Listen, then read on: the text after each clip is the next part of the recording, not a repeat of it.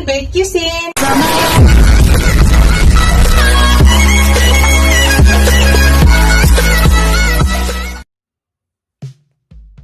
Hello guys! Today's video guys, magluluto tayo ng isda. Yung ating lutuin na isda guys ay blue marlin. Ayan po yung ating blue marlin. Nakita nyo guys. Hindi ko na lang siya balatan guys ha. Kinaliskisan ko lang siya. Gusto ko kasi may balat yung blue marlin. So, pwede rin nyo alisin tong balat guys. It's up to you kung gusto nyo tanggalin. Ang sa akin, hindi ko siya tatanggalin. So, dalawang slice po yung gagamitin natin. Yan. Yan po yung aking blue marlin. Gawin natin guys yung fish steak. Yan na yung mga ingredients na ilagay ko. Yan, mayroon akong white onion, red onion, at saka garlic. Yan. Tapos mayroon akong lemon. Mayroon akong soy sauce. Yan. Mayroon akong honey guys. At saka ito, ground black pepper ito ha. So nakakaiba ngayon ang gagawin natin guys. Minsan pag mag-steak ako ng blue marlin, hindi po ako gumagamit ng tuyo. Light soy sauce po yung gamit natin guys ha. So start natin guys. Ang unang gagawin ko, marinate ko muna. Yan, marinate muna natin. Tapos, mga 30 minutes guys, pwede na po natin yan lutuin ha. So, marinate muna natin yan. Dito guys, hindi ako gagamit ng asin dahil gagamit po ako ng soy sauce. So, hindi po ako gagamit ng asin. Soy sauce po yung gamitin ko. Light soy sauce po guys ang gamit natin. Mimix lang natin. Para lang mag-absorb yung lasa. Kulang pa. Twisted sugar yung gagamitin ko guys kasi pag nag-steak ako, kung gumagamit talaga ako ng sugar. Pero ngayon, hindi po tayo gagamit ng sugar guys. Ang gamitin natin yung honey. Pure honey guys.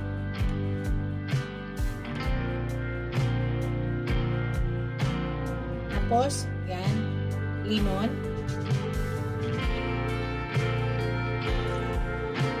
Marinate muna natin siya guys.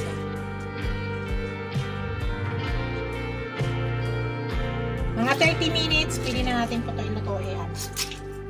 Mag-absorb ng lasa nito. Nahugasan ko na pala ito guys ha, hindi ko na pinakita sa inyo. Hugas na po ito.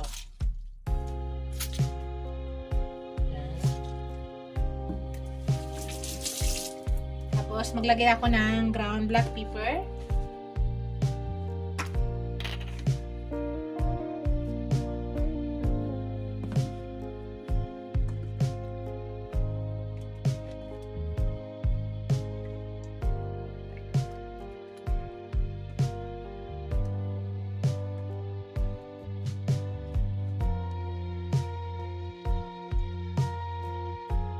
Tapos maglagay ako ng honey guys. Instead sugar po ang gagamitin natin, honey po. Honey po yung ating gagamitin. Organic honey.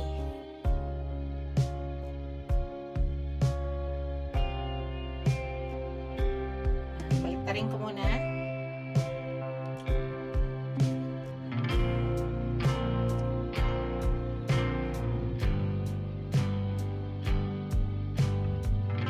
Yan. So, nakakaiba yung stick natin ngayon guys. May honey. So, para maiba na naman guys, mag-imbento tayo ng iba. This is my version guys. Marinate ko siya guys ng 30 minutes. Tapos ito, gagayatin ko yung mga ingredients niya. So, later guys, pag mag-umpisa na tayo pagluto, pakita ko sa inyo. So, i-keep ko muna to. Ilagay ko muna sa ref. Tapos, after 30 minutes po, start na po tayo pag-cooking. Hello guys, so this video mag-umpisa na tayo guys sa pagluto. Ito naman yung ating nakamarinate. Hatiin ko yan guys ha, kasi masyadong mahaba. Hahatiin ko siya. So, unang gawin natin guys, mag-isa muna tayo ng kanyang sibuyas, bawang. So, yan, nagpainit na po ako ng pan.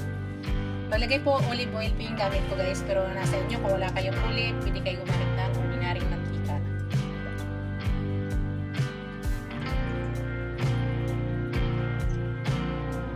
I-fry muna natin yun guys, yung isda. Pero unahin ko muna yung kanyang lamas. ko muna yung white onion. Yung red onion at saka bawang guys, mamaya yan. Pag niluto na natin yung sauce, unahin ko muna yung yung white onion.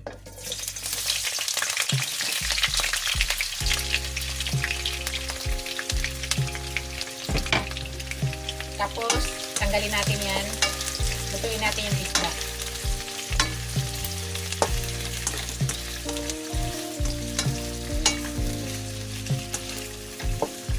Hintayin lang muna natin maluto yan guys.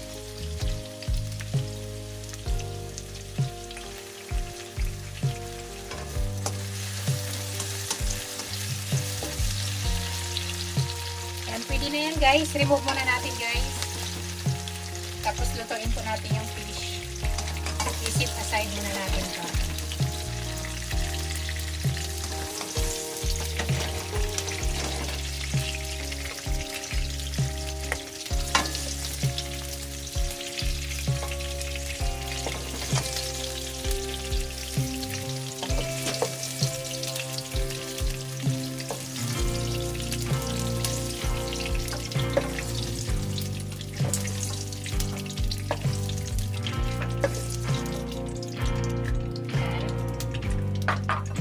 Lutuin natin yung isda guys.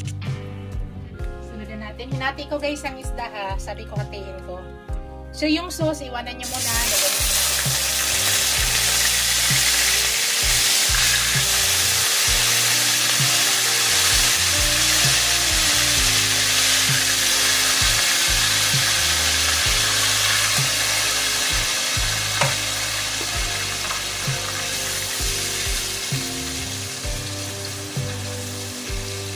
Kailan muna natin guys, lutuin muna natin yan.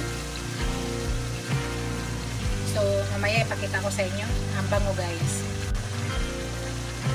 Hello guys, tatakpan ko siya ha para maluto agad. Para nakakatulong yung steam sa pagluto niya. Takpan natin. Guys, baliktarin po natin.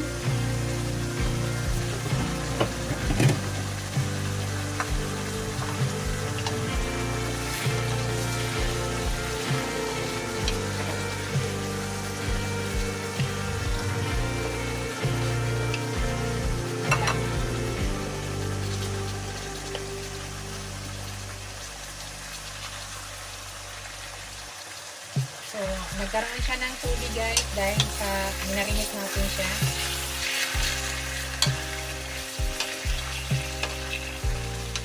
Bango guys. Sobrang bango.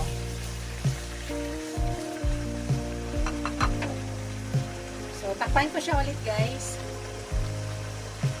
Tapos mamaya open na lang natin para maluto pati inside. Check natin guys. Buksan na natin para maano yung ano niya tubig.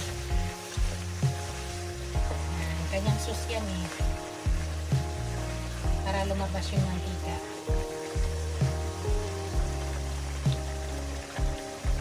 Kasama pa yung tubig guys. Kailan po natin yan. So open na siya guys. Hindi na natin po isara.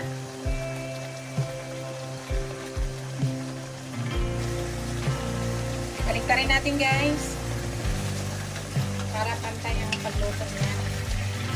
Gandaan lang.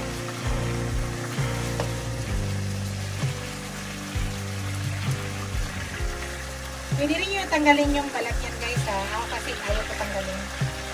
It's up to you guys kung ayaw nyo tanggalin.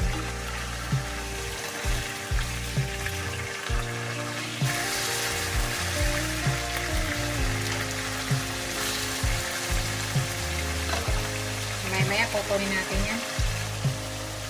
Hello guys, tanggalin na natin guys. Remove na natin yan. Tanggalin na natin.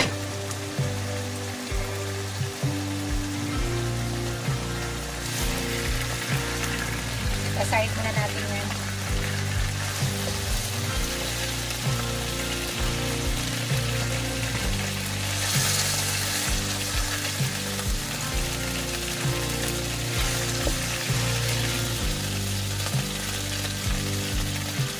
Tapos dyan, mag-isa na tayo ng kanyang bawang, sibuyas.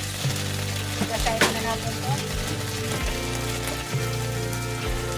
Lagyan na natin yung red onion. Yan pa rin, steam pa rin ang nilutuan natin. Yan pa rin.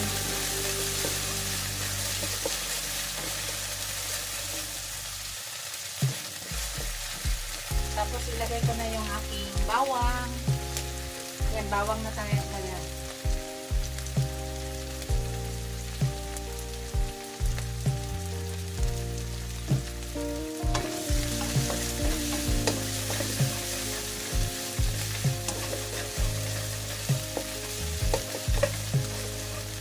Lutuin muna natin saglit yan.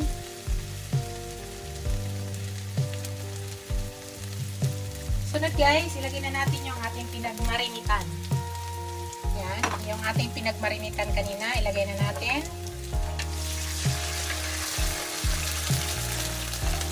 Tapos maglagay tayo ng konting tubig. Yan. Konti lang. Okay na yan. So, hintayin lang muna natin guys ha, kumulo ng kumulo. Para matanggal lang kanyang chemical, yung may naglagay tayo ng limon, naglagay tayo ng soy sauce, sumingaw muna bago natin ilagay yung isda. So wait lang muna natin, pakuluan lang muna natin, wag lang muna i-mix guys. Hello guys, nakita nyo na kumulo. Sa ngayon guys, titikman ko siya. Bago natin ilagay yung fish, kailangan titikman natin para sigurado tayo sa lasa.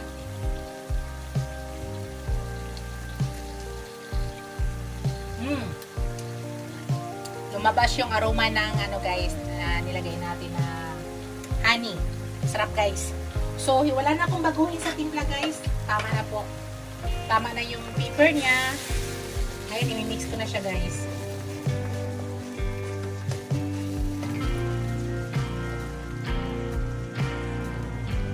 Yan. Ngayon, ilalagay na natin yung isda. Ibalik natin yung isda. Kaya, siguraduhin nyo guys nga, kintahan nyo. Para kung matabang or maalat, ma-adjust nyo po. Magawa nyo ng paraan. Kung maalat ka konti guys, kasi ayaw namin ng maalat, ano lang nyo guys, lagyan nyo lang, dagdagan nyo lang ng honey. Honey lang po yung idagdag pagka yung alatan. Yun lang po.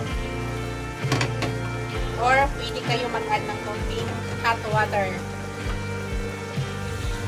Ngayon, kung matabang naman guys, ang idagdag nyo doon is maglagay kayo ng konting soy sauce. Light soy sauce kung ano yung nilagay natin kanina. Kung sakaling matabang. Yun po yung pag-adjust. Pwede kayo maglagay ng konting honey or konting hot water. Hot water guys ha, kasi masira yung ano ng sauce natin dahil nga luto na yung sauce natin. Tapos maglagay kayo ng hindi hot water. Kaya hot water pa yung nilalagay. So open lang natin yan guys. So hintayin lang natin guys. Pa-absorb lang muna natin sa mahinang apoy ha. Mahinang apoy para mag-absorb. Wait lang po natin. Pakita ko maya sa inyo. Hello guys. Ilagay na natin yung ating sibuyas. White onion.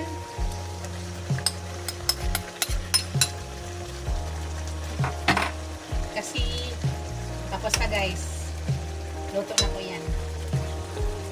Bago pala lahat guys, i-shout out ko yung aking mga channel members, mga subscribers, viewers, silent viewers. Maraming salamat guys sa walang sawang suporta sa aking channel. Thank you. Yan na po yan guys. Yan ay luto na po. Yan. Patayin na po natin yung apoy. Luto na po yan guys.